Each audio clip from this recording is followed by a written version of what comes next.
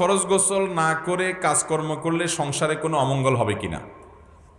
ফরজ গোসল না করে কাজকর্ম করলে সংসারে অমঙ্গল হবে কিনা? উত্তর হলো, এটার সাথে সংসারে মঙ্গল বা অমঙ্গল হওয়ার সম্পর্ক নাই। গোসল ফরজ হলে দেরি না করে তাড়াতাড়ি গোসল করে ফেলা উচিত। যদি আপনি গোসল ফরজ হয়েছে ধরুন রাত 12টায়, আপনি ফজরের আগ পর্যন্ত তো আরও কয়েক ঘন্টা আছে, এখন করতে চাচ্ছেন না, ওকে, তাহলে আপনি অজু করে শুয়ে পড়েন। বা অন্য কাজ করতে চাচ্ছেন, ফজরের পরে আপনার গোসল ফরজ হয়েছে, এখন জোহর তো আরও অনেক দেরি, পরবর্তী ওয়াক্তে নামাজের আগে তো অবশ্যই গোসল করতে হবে, কিন্তু আপনার হাতে 4-5 ঘন্টার সময় আছে, আপনি এখন চাচ্ছেন আস্তে ধীরে পরে গোসল করবেন, ওকে, জায়েজ আছে। আপনি গোসল করে অজু করে নিয়ে অন্তত তারপরে ঘরের অন্যান্য কাজ করেন বা খেতে খামারে কাজ করেন, এটা উত্তম। যদি অজু করা ছাড়াও আপনি করেন তাতে হারাম হবে না, কিন্তু সুন্নাত হবে অজু করে নিয়ে যদি করতে পারেন, সেটা ভালো হয়, জাস্ট ভালো হয়।